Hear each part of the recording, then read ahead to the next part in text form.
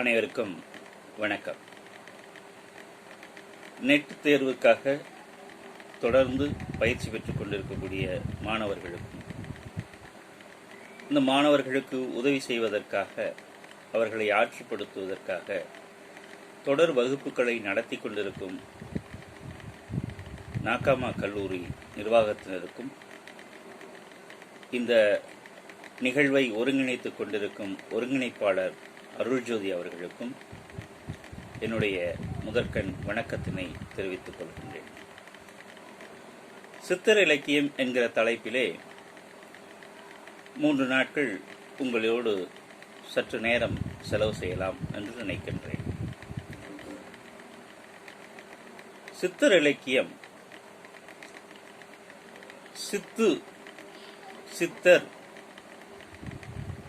சித்தர் இலக்கியம். இந்த சித்தர் என்கிற சொல் சித்து என்கிற சொல்லிலிருந்து பிறந்தது. இந்த சித்து என்கிற சொல்லுக்கு என்ன பொருள்? இது வடமொழி சொல் என்று பெரும்பாலானோர் சொல்லுகிறார்கள். சித் என்கிற வடமொழி சொல்லிலிருந்து சித்தா என்கிற பதம் உருவாகி அதுதான் தமிழிலே சித்தர் என வந்ததாக சொல்லுகிறார்கள். ஆனால் சித்து என்கிற தமிழ் சொல் தனக்கான தமிழ் வேர்களையே கொண்டிருக்கிறது. செத்தல் என்கிற சொல்லிலிருந்து சித்து என்கிற சொல் உருவாவதாக செந்தமிழ் சொல் அகர முதலி நமக்கு அறிவுறுத்துகிறது. செத்தல் என்பதற்கு கருதல் என்று பொருள். செத்தல் எப்படி சித்து ஆகும்? சிந்தூரம் ஆகும் அல்லவா? அதுபோல செத்தல் சித்து ஆகும். இந்த சித்து என்கிற சொல்லுக்கு கருது, அறிவு, கருதியதை அடைகின்ற திறம், வெற்றி, மாய வித்தை என்றெல்லாம் தமிழிலே பொருள்கள் வழங்குகின்றன. இந்த சித்து என்கிற சொல்லுக்கு மூலமாய் இருக்கக்கூடிய செத்து என்கிற கருதல் பொருள் சொல் கழித்தொகையிலும் ஐங்குறுநூற்றிலும் கருதல் என்கிற பொருளிலேயே பயன்படுவதை அரவு நீர் உணல் செத்து, துதிக்கால் அன்னம் துணை செத்து, துணையை கருதி, துணை செத்து என்றெல்லாம் வருகின்ற தொடர்கள் வழியாக நாம் அறிந்து கொள்ளலாம். இந்த சித்து என்கிற சொல் அறிவு என்கிற பொருளிலே தமிழிலே வழங்கி கொண்டுதான் இருக்கிறது என்பதற்கு சித்தில் என்கிற சொல்லுக்கும் அறிவு என்பது பொருள், சிந்தை என்கிற சொல்லுக்கும் மனம், அறிவு, எண்ணம், தியானம், கவலை என்றெல்லாம் பொருள், சிந்தனை என்கிற சொல்லுக்கும் இத்தகைய பொருள்கள் உண்டு. இந்த சித்தில், சிந்தை, சிந்தனை என்கிற சொற்கள் எல்லாம் இந்த சித்து என்கிற ஒரு சொல்லிலிருந்து பிறந்தவை என்பதை நாம் புரிந்து கொண்டால் இந்த சொல் தமிழ் சொல் என்பதனை அறிந்து கொள்ளலாம். இன்னும் சித்துரு, அறிவுறு, சித்தப்பொருள், சித்து வித்தை, சித்து விளையாட்டு என்றெல்லாம் சொற்கள் உருவாகிக் கொண்டே இருக்கின்றன. அறிவு நூலாக விளங்குவது சிந்தாமணி என்று அழைக்கப்படுவது. சிந்தா தேவி என்று அழைத்தால் அறிவுக்கான தெய்வமான கலைமகள். சித்தி என்று அழைத்தால் பெறத்தக்க பேரு, அறிவு பேரு, ஒரு நிறைவு என்றெல்லாம் பொருள்கள் வருகின்றன. இந்த சொற்களை எல்லாம் நாம் வைத்துக்கொண்டு இந்த சித்தன் என்ற சொல் என்ன என்று பார்த்தால், சித்தன் என்பதற்கு நுண்ணறிவு பெற்றவன், பேரறிவு பெற்றவன், அருள் பெற்றவன், சித்திகளை பெற்றவன் என்றெல்லாம் பொருள் எடுத்துக்கொள்ளலாம். தமிழ் இலக்கியங்களிலே சித்தன் என்கிற சொல் இறைவர்களை குறிப்பதற்கு பயன்படுகிறது. முருகனை சித்தன் என்று சொல்லுகிறார்கள், சித்தநாதன் என்று சொல்லுகிறார்கள், சிவனை சித்தன் என்று சொல்லுகிறார்கள். மதுரை கோயிலிலே பிரகாரத்திலே சிவன் சித்தனாக அமர்ந்திருக்கக்கூடிய சிலை வழிபாட்டில் இன்றும் இருக்கின்றது. வைரவனை சித்தனாக சொல்லுகிறார்கள், பிள்ளையாரை சித்தனாக சொல்லுகிறார்கள், தேவ குருவான அறிவு குருவான வியாழனை பிரகஸ்பதியை தமிழிலே சித்தன் என்று சொல்லுகிறார்கள். இந்த வைதீக மத சொற்கள் அன்றி சமண மதத்திலும் கூட அருகனை சித்தன் என்ற சொல்லாலே குறிக்கின்ற ஒரு வழக்கம் இங்கு இருக்கின்றது. வினையில் நீங்கிய அறிவன் என்று தொல்காப்பியர் குறிப்பிடுகின்ற தொடர், இந்த அறிவன் என்கிற தொடர் சித்தனைத்தான் குறித்திருக்க வேண்டும். வள்ளுவர் சொல்லுகிறாரே, கற்றதனால் ஆய பயன் என்கொள் வாளறிவன் நற்றால் தொழார் எனின் என்று. அதில் வருகின்ற வாளறிவன் என்கிற சொல்லும் கூட அறிவிலே சிறந்தவன், ஒளிமயமான அறிவினை பெற்றவன் என்கிற பொருள்களிலே இறைவனை குறிப்பதாக சொல்லுகிற அந்த சொல் கூட சித்தனை குறிப்பதாக கொள்ள முடியும். சித்தர்கள் வணங்குகின்ற தெய்வமாக விளங்குவது வாளை என்பதனை இங்கு நாம் நினைத்து பார்க்க வேண்டும். வாளறிவன் என்கிற சொல்லும் சித்தருக்கு பகரமாக தமிழிலே வழங்கிய சொல்லாக இருக்கலாம். அது எப்படி சித்தன் என்கிற சொல் இறைவனை குறித்ததோ அதுபோல வாளறிவன் என்கிற சொல்லும் இங்கிருந்து இறைவனை குறிப்பதாக வளர்ச்சி பெற்றிருக்கலாம். இந்த சித்தர்கள் என்பவர்கள் உலகளாவிய அளவிலே சித்தர்கள் என்கிற ஆட்களை, சித்தர்கள் என்கிற வகைமையினரை நம்மால் பார்க்க முடியும். யாரை சித்தர்கள் என்று சொல்லுகிறோம்? யாரை அறிவிலே சிறந்தவர்கள், நுண்ணறிவு பெற்றவர்கள், சித்தி பெற்றவர்கள் என்று சொல்லுகிறோம்? இவர்களுக்கான அடையாளம் என்ன என்று பார்த்தால் உலக பொதுவான சில அடையாளங்கள் சொல்லப்படுவது, சமூகத்தோடு விலகி நிற்பவர்கள், இல்லற வாழ்விலே ஈடுபடாதவர்கள், துறவு நெறியினை மேற்கொண்டவர்கள், எல்லாம் பொய் என்று அழுத்து போனவர்கள் இல்லை, எல்லாம் மெய் என்று எல்லாருக்குமாக பாடுபடுபவர்கள் என்றெல்லாம் சித்தர்களை பற்றி சொல்லிக்கொண்டே போகலாம். அப்படி உலக அளவிலே சித்தர்கள் என்று சொல்லப்படுபவர்களை நம்மால் அடையாளம் காண முடிகின்றது. நாம் நம்முடைய பாடப்பகுதிக்காக தமிழ் சித்த மரபைத்தான் நாம் பாடப்பகுதியாக வைத்திருக்கிறோம் என்பதற்காக தமிழ் சித்தர்களுக்கு வருவோம். அதற்கு முன்னதாக இந்தியாவின் முழுவதும் பார்த்தால் சித்த வழிபாடு காணப்படுகிறது. அதிலே தமிழர்கள் 14 சித்தர்கள் என்று சொல்லுவார்கள். அதை போல வடநாட்டிலே நவநாத சித்தர்கள் என்று சொல்லுகிற ஒரு மரபு காணப்படுகின்றது. இந்த நவநாத சித்தர்கள் என்பவர்கள் யார்? நவக்கிரகங்கள், நவரத்னங்கள், நவநிதி, நவதானியம், நவநாகம், நவதீர்த்தம் என சிறந்த 9 தொகுத்து தொகுத்து சொல்லுகின்ற ஒரு வழக்கம் இருக்கின்ற காரணத்தினால் சித்தர்களில் சிறந்தோரை ஒரு 9 மறை தொகுத்து நவநாதர்கள் என்று சொல்லி இருக்கலாம். நவம் என்கிற சொல்லுக்கு புதுமை என்றும் ஒரு பொருள் உண்டு. இறைவனை நாத வடிவாக வணங்கியவர்கள் நாதர்கள், இறைவனை ஆனந்த வடிவாக வணங்கியவர்கள் தங்கள் பெயர்களுக்கு பின்னால் ஆனந்தர்கள் என்று பெயர் வைத்துக் கொண்டது போல, இந்த நாத வடிவாக இறைவனை, ஒளி வடிவினனாக இறைவனை வணங்கியவர்கள் நாதர்கள். அவர்களிலே சிறந்த 9 முறைத்தான் நவநாதர்கள் என்று சொல்லுகிறார்கள் என்று ஒரு விளக்கம் கிடைக்கின்றது. இந்த நவநாதர்கள் என்கிற சித்தர்களை குறிக்கின்ற சொல்லை தமிழகத்திலும் பயன்படுத்துவதை நம்மால் பார்க்க முடியும். நவநாத சித்தர்களும் உன் நட்பினை விரும்புவார் என்று தாய்மானவர் பாடுகிறார். இந்த நவநாத சித்தர்கள் யார் என்று பார்க்க போனால், தமிழகத்திலே 14 சித்தர்களுக்கு பல பட்டியல்கள் கிடைப்பது போல இந்த நவநாத சித்தர்களுக்கும் பல பட்டியல்கள் கிடைக்கின்றன. சென்னை பல்கலைக்கழக தமிழ் பேரகராதி ஒரு 9 பேரை நவநாத சித்தர்களாக குறிப்பிடுகின்றது. இந்த 9 பேரும் தாய்மானவராலும் குறிப்பிடப்பட்டதாக சொல்லுகிறார்கள். தாய்மானவர் குறிப்பிடுகின்ற நவநாத சித்தர்கள் இவர்கள்தான் என்று சொல்லுகிறார்கள். சத்யநாதர், சதோகநாதர், ஆதிநாதர், அனாதிநாதர், வகுழிநாதர், மதங்கநாதர், மச்சேந்திரநாதர், கடேந்திரநாதர், கோரக்கநாதர் என்ற 9 பேரைத்தான் தமிழ் லெக்சிகன், சென்னை பல்கலைக்கழக தமிழ் பேரகராதி நவநாத சித்தர்கள் என்று குறிப்பிடுகின்றது.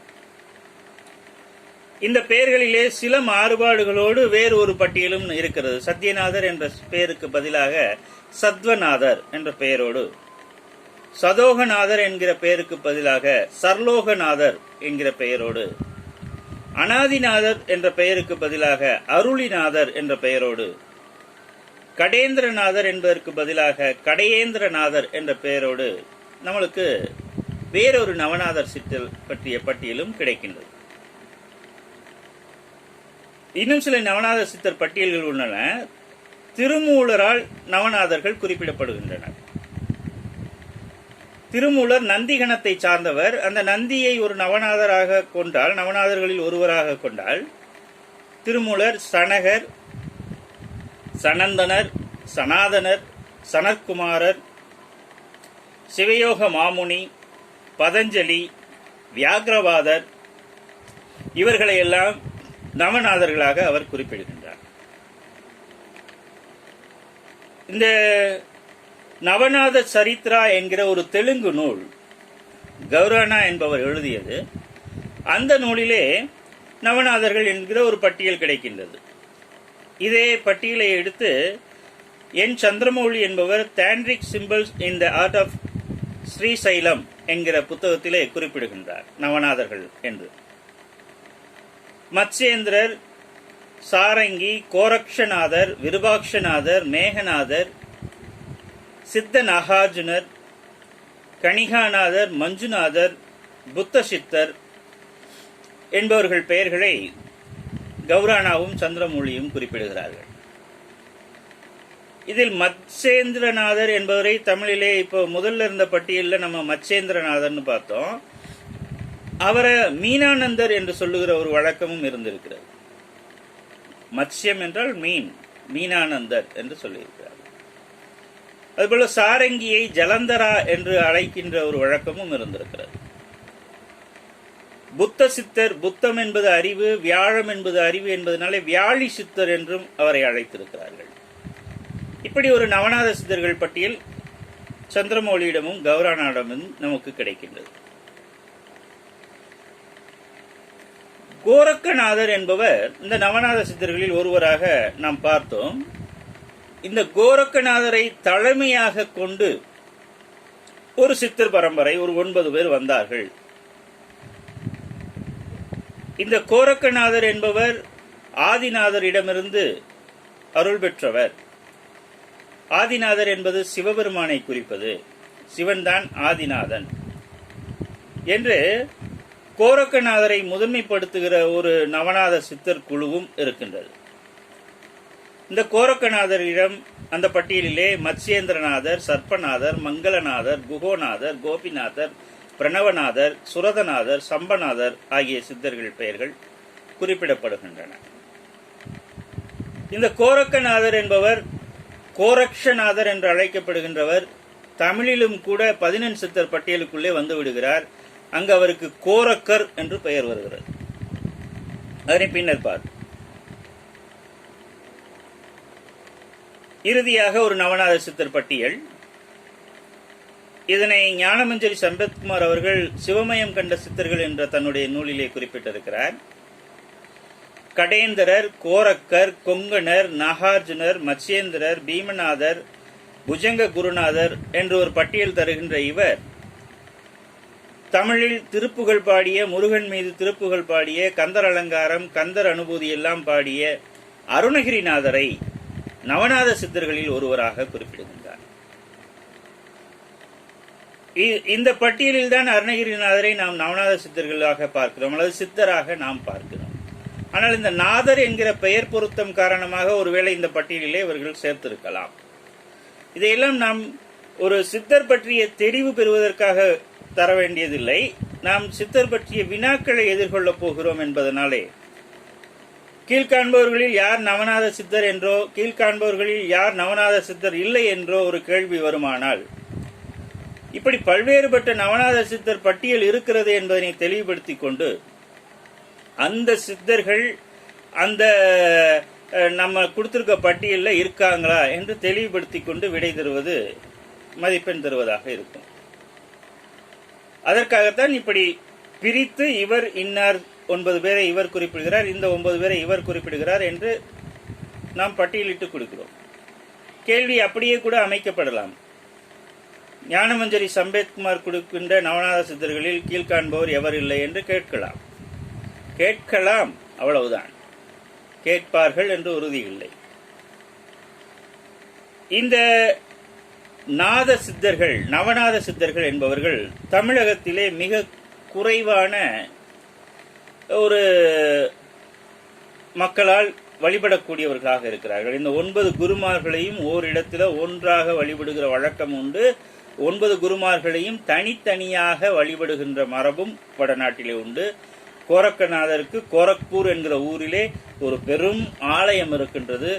அதுபோல இந்த சித்தர்கள் எல்லாருக்கும் பல இடங்களிலே ஆலயங்கள் இருக்கின்றன. சித்தர்களை வணங்குகிற மரபு, சித்தர் சமாதிகள் சொல்லல, சித்தர்களை வணங்குகிற ஒரு மரபு இந்தியா முழுவதும் இருக்கின்றது. இப்ப நம்ம 14 சித்தர்கள் என்று சொல்லுகிறார்கள். சித்தர்கள் எத்தனை பேர்? சித்தர்கள் எத்தனை பேர் என்ற கேள்விக்கு 18 என்பது சரியான விடை அல்ல. 18 என்று ஏதோ ஒரு காரணத்தினாலே அந்த எண் சொல்லப்படுகிறது. சிலர் அதற்கு வித்தியாசமான மாறுபாடான விளக்கங்களை எல்லாம் தருகின்றார்கள். 18 சித்தர்கள் என்று ஒருவர் விளக்கம் தருகிறார். இறைவன், இறைவனை எட்டிய சித்தர்களுக்கு 18 சித்தர்கள் என்று பெயர் என்கிறார். 18 என்கிற எண்ணை ஒரு புனிதமானதாக கருதுகிற ஒரு மரபு இருக்கின்ற காரணத்தினாலே, அல்லது அந்த எண்ணுக்கு ஒரு முதன்மைத்துவம் இருக்கிறது, முக்கியத்துவம் இருக்கிறது என்று கருதுகிற மரபு இருக்கின்ற காரணத்தினாலே 18 சித்தர்கள் என்று சொல்லுகிற மரபு வந்திருக்கலாம். தமிழில் மெய்யெழுத்துக்கள் 18, 18 கீழ்கணக்கு நூல்கள், 18 மேல்கணக்கு நூல்கள் என்று தமிழ் இலக்கியத்திலும் கூட 18 தொடர்ந்து வருகிறது.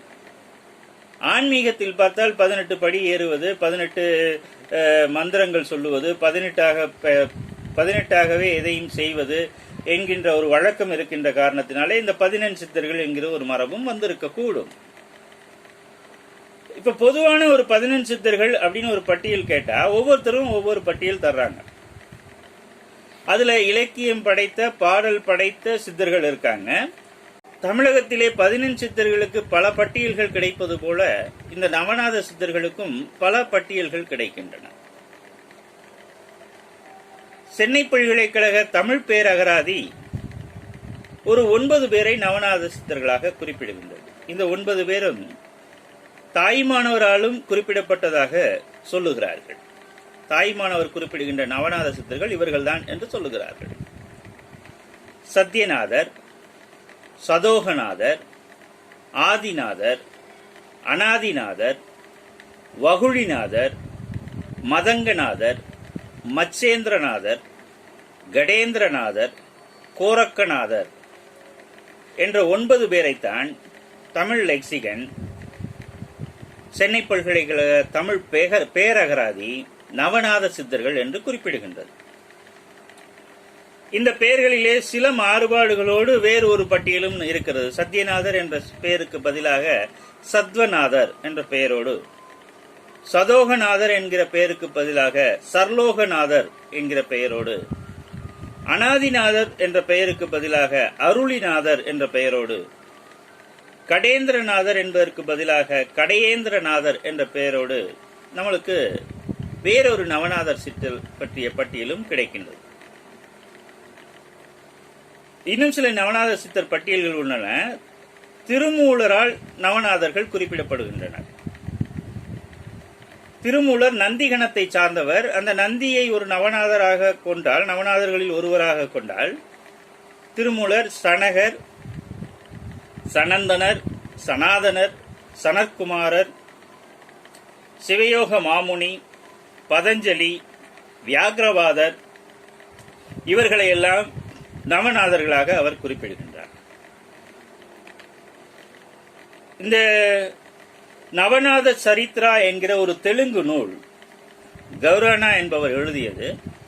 அந்த நூலிலே நவநாதர்கள் என்கிற ஒரு பட்டியல் கிடைக்கின்றது. இதே பட்டியலை எடுத்து என் சந்திரமௌலி என்பவர் tantric symbols in the art of Srisailam என்கிற புத்தகத்திலே குறிப்பிடுகின்றார் நவநாதர்கள் என்று. மத்சேந்திரர், சாரங்கி, கோரக்ஷநாதர், விருபாக்ஷநாதர், மேகநாதர், சித்த நாகார்ஜுனர், கணிகாநாதர், மஞ்சுநாதர், புத்த சித்தர் என்பவர்கள் பெயர்களை கௌரானாவும் சந்திரமௌலியும் குறிப்பிடுகிறார்கள். இதில் மத்சேந்திரநாதர் என்பவரை தமிழிலே இப்போ முதல்ல இருந்த பட்டியலில் நம்ம மத்சேந்திரநாதர்னு பார்த்தோம். அவரை மீனானந்தர் என்று சொல்லுகிற ஒரு வழக்கமும் இருந்திருக்கிறது. மத்ஸ்யம் என்றால் மீன், மீனானந்தர் என்று சொல்லியிருக்கிறார். அதுபோல சாரங்கியை ஜலந்தரா என்று அழைக்கின்ற ஒரு வழக்கமும் இருந்திருக்கிறது. புத்த சித்தர், புத்தம் என்பது அறிவு, வியாழம் என்பது அறிவு என்பதனாலே வியாழி சித்தர் என்றும் அவரை அழைத்திருக்கிறார்கள். இப்படி ஒரு நவநாத சித்தர்கள் பட்டியல் சந்திரமௌலியிடமும் கௌரானாவிடமும் நமக்கு கிடைக்கின்றது. கோரக்கநாதர் என்பவர் இந்த நவநாத சித்தர்களில் ஒருவராக நாம் பார்த்தோம். இந்த கோரக்கநாதரை தலைமையாக கொண்டு ஒரு சித்தர் பரம்பரை, ஒரு 9 பேர் வந்தார்கள். இந்த கோரக்கநாதர் என்பவர் ஆதிநாதரிடமிருந்து அருள் பெற்றவர். ஆதிநாதர் என்பது சிவபெருமானை குறிப்பது. சிவன்தான் ஆதிநாதன் என்று கோரக்கநாதரை முதன்மைப்படுத்துகிற ஒரு நவநாத சித்தர் குழுவும் இருக்கின்றது. இந்த கோரக்கநாதரிடம் அந்த பட்டியலிலே மத்சேந்திரநாதர், சர்ப்பநாதர், மங்களநாதர், குகோநாதர், கோபிநாதர், பிரணவநாதர், சுரதநாதர், சம்பநாதர் ஆகிய சித்தர்கள் பெயர்கள் குறிப்பிடப்படுகின்றன. இந்த கோரக்கநாதர் என்பவர் கோரக்ஷநாதர் என்று அழைக்கப்படுகின்றவர். தமிழிலும் கூட 11 சித்தர் பட்டியலுக்குள்ளே வந்து விடுகிறார். அங்கு அவருக்கு கோரக்கர் என்று பெயர் வருகிறது. அதனை பின்னர் பார்ப்போம். இறுதியாக ஒரு நவநாத சித்தர் பட்டியல். இதனை ஞானமஞ்சரி சம்பத்குமார் அவர்கள் சிவமயம் கண்ட சித்தர்கள் என்ற தன்னுடைய நூலிலே குறிப்பிட்டிருக்கிறார். கடேந்திரர், கோரக்கர், கொங்கணர், நாகார்ஜுனர், மத்சேந்திரர், பீமநாதர், புஜங்க குருநாதர் என்று ஒரு பட்டியல் தருகின்ற இவர் தமிழில் திருப்புகழ் பாடிய, முருகன் மீது திருப்புகழ் பாடிய, கந்தர் அலங்காரம், கந்தர் அனுபூதி எல்லாம் பாடிய அருணகிரிநாதரை நவநாத சித்தர்களில் ஒருவராக குறிப்பிடுகின்றார். இந்த பட்டியலில் தான் அருணகிரிநாதரை நாம் நவநாத சித்தர்களாக பார்க்கிறோம், அல்லது சித்தராக நாம் பார்க்கிறோம். ஆனால் இந்த நாதர் என்கிற பெயர் பொருத்தம் காரணமாக ஒருவேளை இந்த பட்டியலிலே இவர்கள் சேர்த்திருக்கலாம். இதையெல்லாம் நாம் ஒரு சித்தர் பற்றிய தெரிவு பெறுவதற்காக தர வேண்டியதில்லை. நாம் சித்தர் பற்றிய வினாக்களை எதிர்கொள்ளப் போகிறோம் என்பதனாலே கீழ்காண்பவர்களில் யார் நவநாத சித்தர் என்றோ, கீழ்காண்பவர்களில் யார் நவநாத சித்தர் இல்லை என்றோ ஒரு கேள்வி வருமானால், இப்படி பல்வேறுபட்ட நவநாத சித்தர் பட்டியல் இருக்கிறது என்பதனை தெளிவுபடுத்திக் கொண்டு அந்த சித்தர்கள் அந்த நம்ம கொடுத்திருக்க பட்டியலில் இருக்காங்களா என்று தெளிவுபடுத்திக் கொண்டு விடை தருவது மதிப்பெண் தருவதாக இருக்கும். அதற்காகத்தான் இப்படி பிரித்து இவர் இன்னார் 9 பேரை இவர் குறிப்பிடுகிறார், இந்த 9 பேரை இவர் குறிப்பிடுகிறார் என்று நாம் பட்டியலிட்டு கொடுக்கிறோம். கேள்வி அப்படியே கூட அமைக்கப்படலாம். ஞானமஞ்சரி சம்பத்குமார் கொடுக்கின்ற நவநாத சித்தர்களில் கீழ்காண்பவர் எவர் இல்லை என்று கேட்கலாம், அவ்வளவுதான். கேட்பார்கள் என்று உறுதி இல்லை. இந்த நாத சித்தர்கள், நவநாத சித்தர்கள் என்பவர்கள் தமிழகத்திலே மிக குறைவான ஒரு மக்களால் வழிபடக்கூடியவர்களாக இருக்கிறார்கள். இந்த 9 குருமார்களையும் ஓரிடத்தில் ஒன்றாக வழிபடுகிற வழக்கம் உண்டு. 9 குருமார்களையும் தனித்தனியாக வழிபடுகின்ற மரபும் வடநாட்டிலே உண்டு. கோரக்கநாதருக்கு கோரக்பூர் என்கிற ஊரிலே ஒரு பெரும் ஆலயம் இருக்கின்றது. அதுபோல இந்த சித்தர்கள் எல்லாருக்கும் பல இடங்களிலே ஆலயங்கள் இருக்கின்றன. சித்தர்களை வணங்குகிற மரபு, சித்தர் சமாதிகள் சொல்லல, சித்தர்களை வணங்குகிற ஒரு மரபு இந்தியா முழுவதும் இருக்கின்றது. இப்ப நம்ம 14 சித்தர்கள் என்று சொல்லுகிறார்கள். சித்தர்கள் எத்தனை பேர்? சித்தர்கள் எத்தனை பேர் என்ற கேள்விக்கு 18 என்பது சரியான விடை அல்ல. 18 என்று ஏதோ ஒரு காரணத்தினாலே அந்த எண் சொல்லப்படுகிறது. சிலர் அதற்கு வித்தியாசமான மாறுபாடான விளக்கங்களை எல்லாம் தருகின்றார்கள். 18 சித்தர்கள் என்று ஒருவர் விளக்கம் தருகிறார். இறைவன், இறைவனை எட்டிய சித்தர்களுக்கு 18 சித்தர்கள் என்று பெயர் என்கிறார். 18 என்கிற எண்ணை ஒரு புனிதமானதாக கருதுகிற ஒரு மரபு இருக்கின்ற காரணத்தினாலே, அல்லது அந்த எண்ணுக்கு ஒரு முதன்மைத்துவம் இருக்கிறது, முக்கியத்துவம் இருக்கிறது என்று கருதுகிற மரபு இருக்கின்ற காரணத்தினாலே 14 சித்தர்கள் என்று சொல்லுகிற மரபு வந்திருக்கலாம். தமிழில் மெய்யெழுத்துக்கள் 18, 14 கீழ்கணக்கு நூல்கள், 14 மேல்கணக்கு நூல்கள் என்று தமிழ் இலக்கியத்திலும் கூட 18 தொடர்ந்து வருகிறது. ஆன்மீகத்தில் பார்த்தால் 18 படி ஏறுவது, 18 மந்திரங்கள் சொல்லுவது, 18ஆகவே எதையும் செய்வது என்கின்ற ஒரு வழக்கம் இருக்கின்ற காரணத்தினாலே இந்த 14 சித்தர்கள் என்கிற ஒரு மரபும் வந்திருக்க கூடும். இப்ப பொதுவான ஒரு 14 சித்தர்கள் அப்படின்னு ஒரு பட்டியல் கேட்டா ஒவ்வொருத்தரும் ஒவ்வொரு பட்டியல் தர்றாங்க. அதுல இலக்கியம் படைத்த, பாடல் படைத்த சித்தர்கள் இருக்காங்க. பாடல் படைக்காத, அவர்கள் மருத்துவ நூல்களையோ அல்லது வேறு ஜோதிட நூல்களையோ வானவியல் சாஸ்திர நூல்களையோ எழுதிய சித்தர்கள் இருக்காங்க. அல்லது இறைவனாக மட்டும், சித்தனாக மட்டும் வழிபடக்கூடிய சித்தர்கள் இருக்கிறாங்க. அவர்கள் எழுதிய நூல்கள் எதுவும் இல்லை என்றாலும் சில சித்தர்கள் பேர்லாம் பல நூல்கள் கிடைக்கின்றன. சித்தர்கள் என்பவர்கள் சாகாக்களை பெற்றவர்கள், சாகா வரம் பெற்றவர்கள், எப்பொழுதுமே வாழ்ந்து கொண்டிருப்பவர்கள் என்றெல்லாம் சொல்லி 2ஆம் நூற்றாண்டிலே ஒரு புத்தகம், 4ஆம் நூற்றாண்டிலே ஒரு புத்தகம், 6ஆம் நூற்றாண்டிலே ஒரு புத்தகம், 16ஆம் நூற்றாண்டிலே ஒரு புத்தகம் என்றெல்லாம் ஒரே சித்தர் பேரிலே புத்தகங்கள் கிடைக்கின்றன. நமக்கு நன்கு பரிச்சயமான திருமூலர் என்கிற ஒரு சித்தரை கூட அவர் எழுதின, திருமூலர் எழுதிய திருமந்திரம் என்கிற புத்தகத்தை 3000 ஆண்டுகள், ஆண்டுக்கு ஒரு பாடல் வீதம் அவர் எழுதினார் என்று சொல்லுகிற ஒரு மரபு இருக்கிறது அல்லவா. அவர் 3000 ஆண்டுகள் தொடர்ந்து வாழ்ந்து ஒவ்வொரு ஆண்டிலும் ஒரு 4 அடி பாவை மட்டும் எழுதி அப்படித்தானே இந்த நூல் கிடைத்தது என்று சொல்லுகிற ஒரு மரபு. ஏனென்றால் அவர்கள் சாகாக்களை பெற்றவர்கள். சித்தர்கள் ஜீவ சமாதி அடைந்தவர்கள் என்று சொல்லுகிறார்கள். சமாதி என்கிற சொல்லுக்கே ஆதியோடு சமமாவது என்று பொருள் எடுத்துக்கொண்டு, மனிதன் இறக்கிறான் என்றால் அவன் சமாதியாகிறான் என்றால் அவன் மண்ணிலிருந்து பிறந்தவன் மீண்டும் மண்ணுக்கே போகின்றான் என்று பொருள் சொல்லுகிறார்கள். ஆனால் சித்தர்கள் ஜீவ சமாதியாக உயிரோடு ஆதியோடு கலந்து விடுகிறார்கள். இந்த உயிரை பிரித்து உடலை மட்டும் ஆதிக்கு தராமல் உயிரோடு, இந்த உடலோடு ஆதியோடு கலந்து விடுகிறார்கள். அதுதான் ஜீவசமாதி என்று சொல்லுகிறார். உடம்பை விட்டு உயிர் பிரிவது என்பது சித்தர்கள் இடத்தில்தான் நிகழ்கிறது என்கிறார்கள். மற்றவர்களுக்கெல்லாம் உடம்பு உயிரை விட்டு பிரிந்து விடுகிறது. உடம்பு உயிரை பிடிச்சிக்க முடியல, உடம்பு உயிரை விட்டுடுது என்று சொல்லுகிறார்கள். மற்றவர்களுடைய மரணம். ஆனால் உயிர் உடம்பை விட்டு விடுவது என்பது சித்தர்களிடம் சாத்தியம் என்கிறார்கள். இந்த சித்தர்கள் 14 சித்தர்கள் என்கிற இந்த பெயர்களை யார் யார் கொடுத்திருக்க பட்டியல் என்று நான் சொல்லுகிறேன். அந்த பட்டியல்களை நாம் நினைவில் வைத்துக் கொள்ள பார்க்கலாம். பொதுவான ஒரு பட்டியல் என்பது நந்தி, அகத்தியர், திருமூலர், புன்னாக்கீசர், புலத்தியர், பூனைக்கண்ணர், இடைக்காடர், போகர், புலிகேசியார், கருவூரர், கொங்கணர், காலங்கி, அழுகண்ணர், அகப்பேய் சித்தர், பாம்பாட்டி சித்தர், தேரையர், குதம்பை சித்தர், சட்டைநாதர். இதுதான் பொதுவாக சொல்லுகிற பட்டியல்.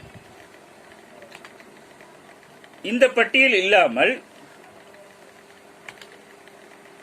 அகஸ்திய சௌமிய சாகரம் 1200 என்கிற ஒரு புத்தகம், அகஸ்திய சௌமிய சாகரம் 1200 என்கிற புத்தகம் ஒரு 18 முனிவர்களை சொல்லுகிறது, 18 சித்தர்களை சொல்லுகிறது. சட்டை முனி, சுந்தரமூர்த்தி, பிரம்மரிஷி, ஸ்வரூபானந்தர், ஜோதிமுனி, வேதவியாசர், பராசரர், திருமூலர், போகர், கொங்கணர், புன்னாக்கீசர், மத்ஸ்யமுனி, கருவூரார், இடைக்காடர், அழுகண்ணர், தொழுகண்ணர், ஏமா நாட்டு சித்தர், கோரக்கர் என்கிற ஒரு 18 பேரை அகஸ்திய சௌமிய சாகரம் 1200 என்கிற நூல் கொடுக்கின்றது. அபிதான சிந்தாமணியை எடுத்து பார்த்தால் அதில் ஒரு 18 சித்தர்கள் பெயர்கள் இருக்கின்றன. அகத்தியர், போகர், கோரக்கர், கைலாசநாதர், சட்டைமுனி, திருமூலர், நந்தி, கூன்கண்ணர், கொங்கணர், மத்ஸ்யமுனி, வாசமுனி, கூர்மமுனி, கமலமுனி, இடைக்காடர், புன்னாக்கீசர், சுந்தரானந்தர், ரோமமுனி, பிரம்மமுனி என்று இங்கு ஒரு 18 பேருடைய பட்டியல் நமக்கு கிடைக்கின்றது.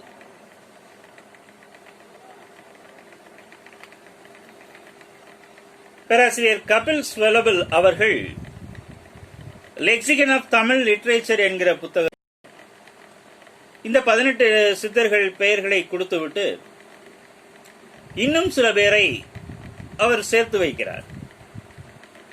அதாவது செமி லெஜெண்டரி என்ற பதத்தினை அவர் பயன்படுத்துகிறார்.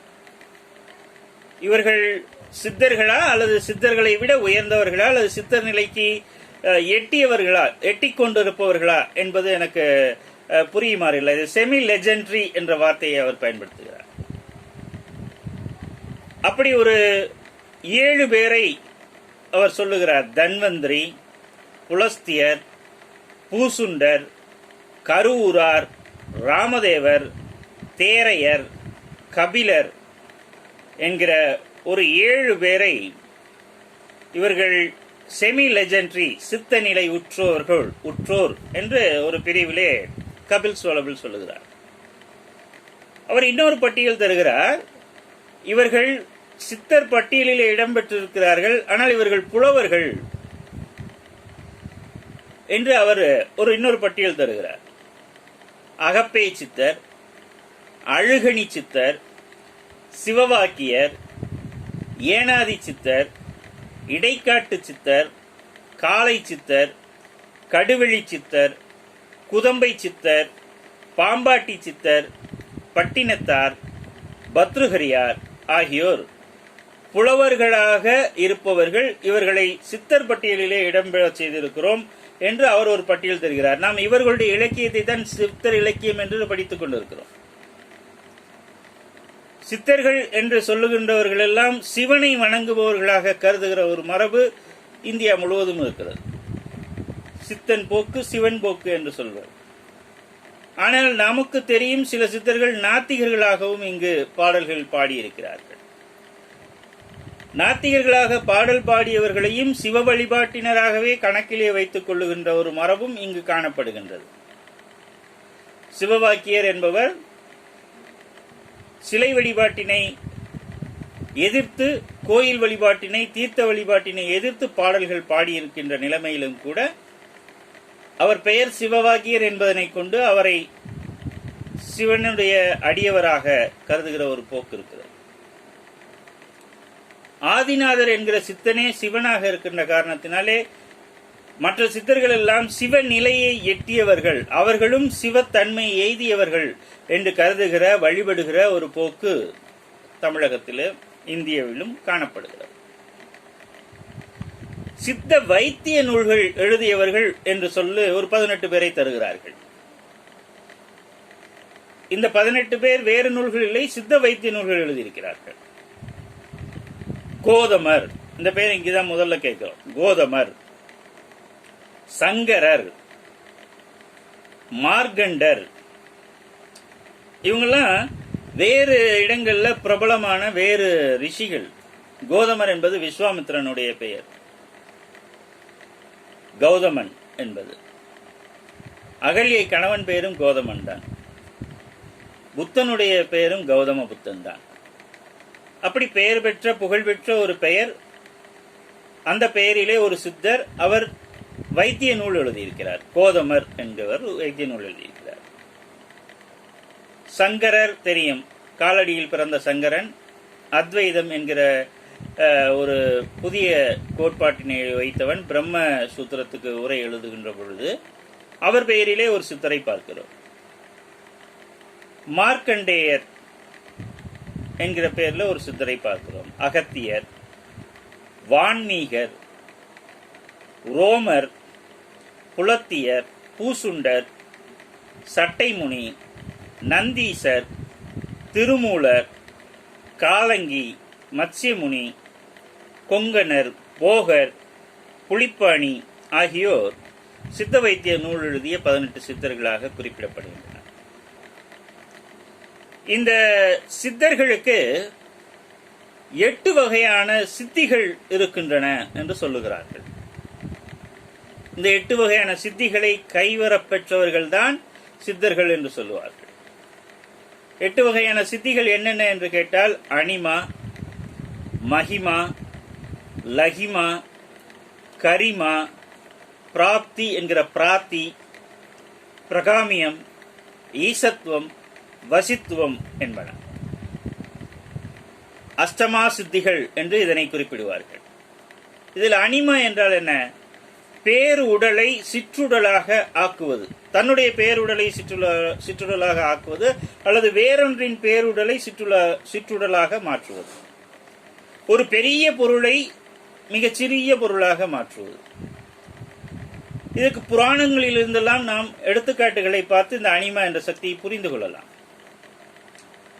பிரிங்கி முனிவர் என்பவர் 3 தேவர்களை, பிரம்மா, விஷ்ணு, சிவன் மூவரையும் காண செல்கின்ற பொழுது வண்டு வடிவம் எடுத்து சென்றார்.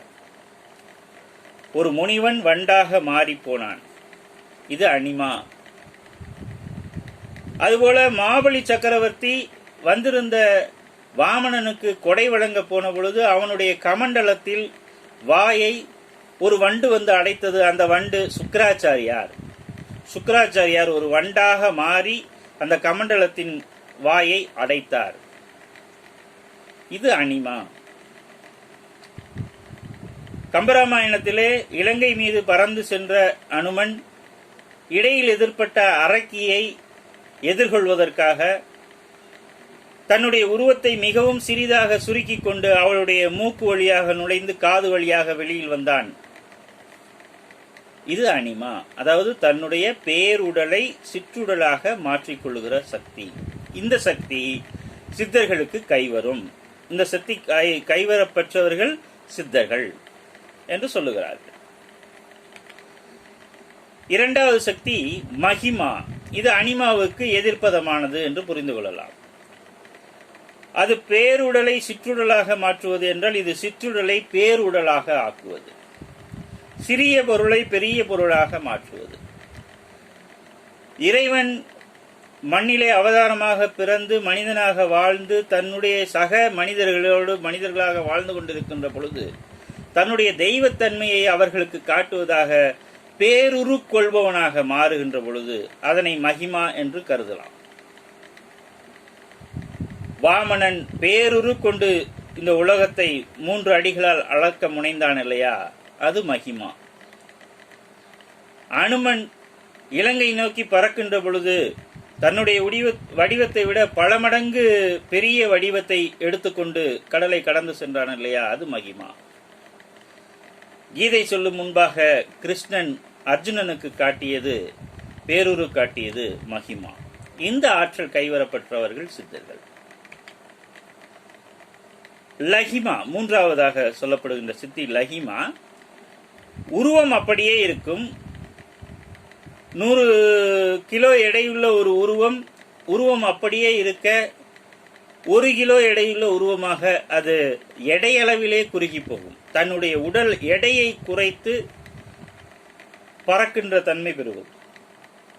இதனை லஹிமா என்று சொல்வார். தன்னுடைய எடையை குறைப்பது மட்டுமல்ல, வேறு பொருள்களுடைய எடையையும் குறைப்பது. கல்லிலே கட்டி நீரிலே இடப்பட்ட பொழுது திருநாவுக்கரசர் கல்லின் எடையையும் தன்னுடைய எடையையும் லஹிமா என்கிற ஆற்றலினாலே, சித்தியினாலே குறைத்துக் கொண்டு மிதந்து வந்தார். இயேசு படகிலே இருந்த மீனவர்களை சந்திப்பதற்காக நீரிலே இறங்கி நடந்து வந்தார். இந்த ஆற்றல்கள் எல்லாம் லஹிமா என்கிற சித்தியினை குறிப்பதாக இந்த ஆற்றலை உடையவர்கள் சித்தர்கள் என்று சொல்லுகிறார்கள். இதற்கு மாறான லஹிமா என்பதற்கு எதிர்ப்பதமான ஆற்றல் கரிமா. உருவம் அப்படியே இருக்கும், எடை மற்றும் பெருக்கிக் கொள்வது.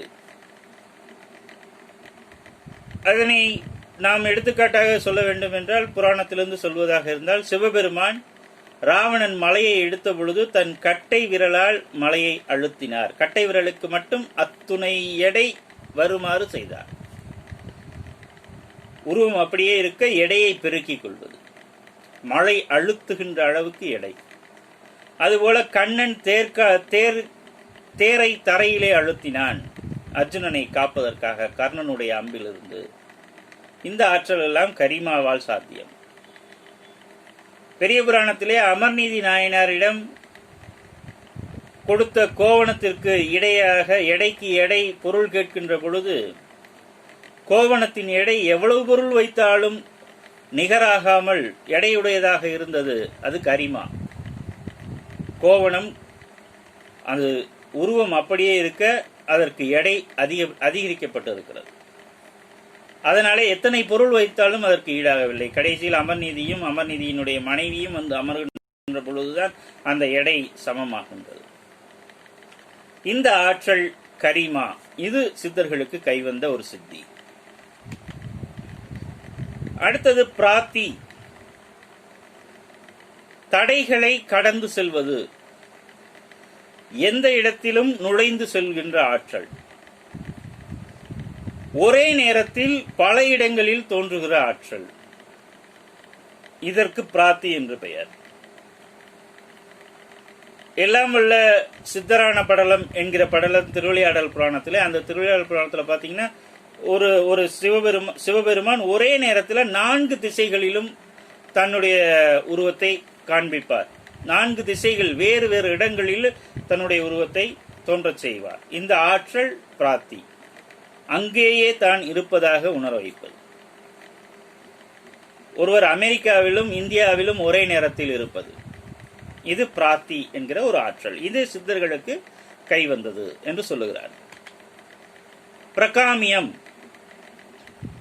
வேண்டிய உடலை எடுக்கின்ற ஆற்றல், நினைத்த பொருளை அடைகின்ற ஆற்றல்.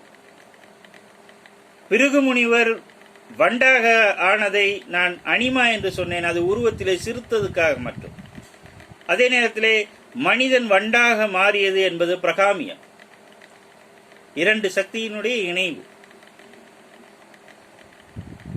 அவ்வை, தமிழ் மூதாட்டியான அவ்வை இளமையிலேயே முதுமை பருவம் எடுத்தது பிரகாமியம் என்கிறார்கள். இதெல்லாம் சித்தர்களை வழிபடுபவர்களுடைய நம்பிக்கை, என்னுடைய நம்பிக்கை அல்ல. இதை நம்பி எவராவது கேள்வி கேட்டால் அதற்கு பதில் சொல்ல நாம் தயாராக இருக்க வேண்டும் என்பதற்காக இதனை நான் சொல்லுகிறேன்.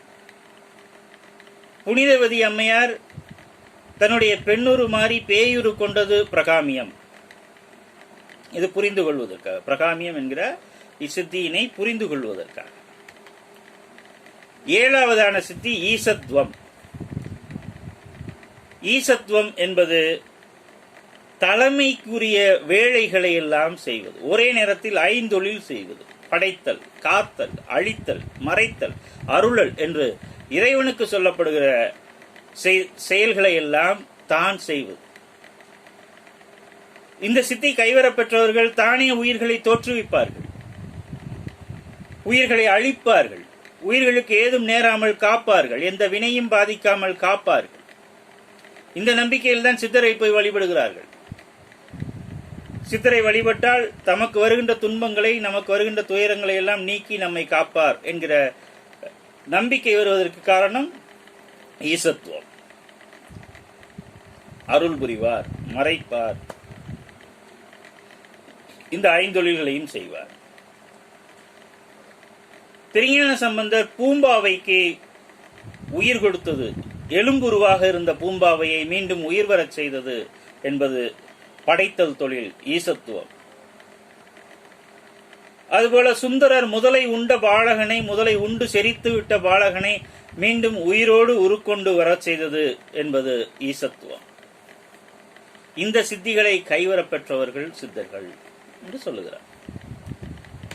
எட்டாவதாக வசித்துவம் என்கிற ஒரு சித்து. வசியப்படுத்துவது, எதனையும் தன் இச்சைக்கு ஆட்படுத்தி தான் சொல்வது போல நடக்கச் செய்வது, தன் நினைவுக்கேற்ப நடத்துவது. தேவரையும் மனிதரையும் நரகர்களையும், பேய் பிசாசு போன்ற நரகரையும் விலங்குகளையும் பறவைகளையும் ஊர்வனவற்றையும் செடி கொடிகள் என்கிற தாவரங்கள் எல்லாவற்றையும் தன் பேச்சுக்கு அடங்கி நடக்க வைப்பது, தன் சொல் கேட்டு நடக்க வைப்பது, அது வசித்துவம். திருநாவுக்கரசர் தன்னை கொல்ல வந்த யானை மீது பாசுரம் பாடிய பொழுது அந்த யானை அப்படியே திரும்பி சென்றது இல்லையா? யானை அவருக்கு வசியப்பட்டு திரும்பி சென்றது. இது வசித்துவம். ராமன் ஆலமரத்தடியிலே அமர்ந்து படை வீரர்களோடு படை நடாத்துவது பற்றி பேசிக் கொண்டிருந்த பொழுது ஆலமரத்தில் இருந்த பறவைகள் ஆரவாரம் செய்ய அதனை ஒரு குரல் கொடுத்து அடக்கினான் என்று சொல்லுவார்கள். அவன் குரல் கொடுத்த உடனே, ராமன் குரல் கொடுத்த உடனே அந்த பறவைகள் எல்லாம் அமைதியாகிவிட்டனவாம். பறவைகளை வசியப்படுத்துகிற ஆற்றல், பறவைகளை வசியப்படுத்துகிற ஆற்றல் இருந்த ராமனுக்கு பொன்மானை வசியப்படுத்துகிற ஆற்றல் இல்லையோ? இல்லை. இது வசித்துவத்திற்கு விலங்குகளையும் வசியப்படுத்துகிற ஆற்றல் உண்டு. இந்த எண்வகை சித்திகளையும் அஷ்டமா சித்திகளையும் கைவரப்பெற்றவர்கள் சித்தர்கள். இன்றைய வகுப்பை நான் இத்தோடு நிறைவு செய்யலாம் என்று நினைக்கின்றேன். சித்தர்கள் ஜீவ சமாதியான இடங்களிலே புகழ்பெற்ற கோயில்கள் தோன்றும், அது வழிபாட்டு இடங்களாக மாறும் என்கிற ஒரு நம்பிக்கை நிலவுகின்றது. இதன் அடிப்படையிலே உங்களுக்கு கேள்விகள் கேட்கலாம். சித்தர்களை ஏதாவது ஒரு ஊர் கோயிலிலே அவர்கள் இணைப்பார்கள். அகத்தியர் ஜீவசமாதி பெற்ற இடம் என்று அனந்த சயனம் என்கிற இடத்தை சொல்லுகிறார்கள். இந்த அனந்த சயனம் என்பது திருவனந்தபுரம், கேரளத்தினுடைய தலைநகரமான திருவனந்தபுரம். அங்கு இருக்கக்கூடிய பத்மநாப சுவாமி கோயில்தான் அகத்தியர் ஜீவசமாதி அடைந்த இடம் என்று சொல்லுகிறார்கள். திருமூலர் ஜீவசமாதி அடைந்த இடம் தில்லை, சிதம்பரம். அங்கு மூலன் சந்நிதி என்கிற ஒரு கருவறை இன்றைக்கும் காணப்படுகிறது. அங்கு சிவலிங்கம் இருக்கின்றது. அது திருமூலர் சமாதியான இடம் என்று சொல்லுகிறார்கள். பொதுவாக சித்தர்கள் ஜீவசமாதி அடைந்த இடத்திலே சுயம்புவாக லிங்க உரு வெளிப்படும். அதனை பின்னர் சிவன் கோயிலாக மாற்றுவார்கள் என்று சொல்லுவார்கள். ஆனால் வைணவ கோயில்களும் சிலவற்றை சித்தர்கள் ஜீவசமாதி அடைந்த இடமாக குறிப்பிடுகின்றார்கள். இப்ப நாம் பார்த்தோம் பத்மநாப சுவாமி கோயில் அகத்தியனுடைய ஜீவசமாதி என்று. அதுபோல திருவரங்கம் கோயில் சட்டநாதருடைய ஜீவசமாதி என்று சொல்லுகிறார்கள். போகருடைய ஜீவசமாதி அமைந்திருக்கக்கூடிய இடம் திருஆவினன்குடி என்று அழைக்கப்படுகின்ற பழனி. இடைக்காலருடைய ஜீவசமாதி அடைந்திருக்கக்கூடிய இடம் திருவண்ணாமலை. கமலமுனி என்கிற சித்தர் ஜீவசமாதி அடைந்திருக்கக்கூடிய இடம் கமலாலயம் என்கிற குளம் இருக்கின்ற அந்த திருவாரூர் கோயில். கரூரார் ஜீவசமாதி அடைந்திருக்கக்கூடிய இடம் கரூரில் இருக்கக்கூடிய பசுபதீஸ்வரர் ஆலயம். குதம்பை சித்தர் ஜீவசமாதி அடைந்திருக்கக்கூடிய இடம் மயிலாடுதுறை. சுந்தரானந்தர் என்கிற சித்தர் ஜீவசமாதி அடைந்திருக்கக்கூடிய இடம் மதுரை. மதுரை மீனாட்சி அம்மன் கோயில் என்று சொல்லுகிறார்கள். கோரக்கர் ஜீவசமாதி அடைந்திருக்கக்கூடிய இடம் பேரூர். தன்வந்திரி என்கிற சித்தர் ஜீவசமாதி அடைந்திருக்கக்கூடிய இடம் வைத்தீஸ்வரன் கோயில். கும்பகோணத்தை அடுத்து இருக்கக்கூடிய வைத்தீஸ்வரன் கோயில். நந்தி நவநாத சித்தர்களில் ஒருவராக 11 சித்தர்களில் ஒருவராக குறிப்பிடப்படுகின்ற நந்தி ஜீவசமாதி அடைந்திருக்கக்கூடிய இடம் காசி. தேரையர் ஜீவசமாதி அடைந்திருக்கக்கூடிய இடம் பொதிகை மலை. பதஞ்சலி ஜீவசமாதி அடைந்திருக்கக்கூடிய இடம் ராமேஸ்வரம். பாம்பாட்டி சித்தனுக்கு விருத்தாச்சலம், புன்னாக்கீசருக்கு நாங்குநேரி, புலத்தியர் யாழ்ப்பாணத்திலே ஜீவசமாதி அடைந்தவர், மச்சமுனி திருப்பரங்குன்றத்திலே ஜீவசமாதி அடைந்தவர், வாமதேவர், அகப்பை சித்தர், அழுகண்ணர் ஆகியோர் அழகர் மலையிலே ஜீவசமாதி அடைந்ததாக சொல்லுகிறார்கள். வான்மீகர் எட்டிக்குடி என்கிற இடத்திலே ஜீவசமாதி அடைந்ததாக சொல்லுகிறார்கள். காலங்கிநாதர் காஞ்சிபுரத்திலே ஜீவசமாதி அடைந்ததாக சொல்லுகிறார்கள். கொங்கணவர் ஜீவசமாதி அடைந்த இடம் திருப்பதி. இந்த சித்தர்கள் பட்டியலில் சில பேர் வெளிநாட்டிலிருந்து இங்கு வந்தவர்கள் என்று சொல்லுகிறார்கள். சிங்கள தேசத்திலிருந்து இங்கு வந்த சித்தர்கள் என்று சட்டைமுனியையும் புலத்தியரையும் குறிப்பிடுகிறார்கள். அதில் புலத்தியருடைய ஜீவசமாதி யாழ்ப்பாணத்தில் இருக்கிறது என்று பார்த்தோம். அதுபோல சீனத்திலிருந்து இங்கு வந்த சித்தர்களாக போகரை சொல்லுவார்கள், உங்களுக்கு தெரியும். அவரோடு அழுகண்ணர், காலங்கிநாதர் என்கிற சித்தர்களையும் குறிப்பிடுகிறார்கள். கால்வரைக்கும் அங்கி அணிந்த நாதன் போலும் காலங்கிநாதன். எகிப்திலிருந்து வந்த சித்தராக பூனைக்கண்ணர் என்கிற சித்தரை குறிப்பிடுகிறார்கள். தொல்பொருள் ஆராய்ச்சியாளர்கள் எகிப்துக்கும் பூனைக்கும் உள்ள தொடர்பினை விரிவாக சொல்லுவார்கள். பூனை வழிபடப்பட்ட இடம் அது. பூனைக்கண்ணர் என்கிற ஒரு சித்தரை எகிப்தோடு சேர்த்து பேசுகிற ஒரு வழக்கம் இருக்கிறது. அவர் சமாதியான இடம் எகிப்து என்றே சொல்லுகிறார்கள். தமிழகத்திற்கு வந்த வெளிமாநில சித்தர்களாக நாம் நந்திகேஸ்வரரை பார்க்கலாம், திருமூலரை பார்க்கலாம். கர்நாடகத்திலிருந்து வந்தவர்களாக புன்னாக்கீசர், கொங்கணவர் ஆகியோரை பார்க்கலாம். சித்தர்கள் பற்றிய ஒரு எளிய ஒரு அறிமுகம் மட்டுமே இன்றைக்கு நாம் பேசி இருக்கின்றோம். நாளை சித்தர் இலக்கியம் பற்றி பார்க்கலாம். சித்தர் இலக்கியத்திலிருந்து எத்தகைய வினாக்கள் வரும் என்பதனை பற்றி பார்க்கலாம். நன்றி.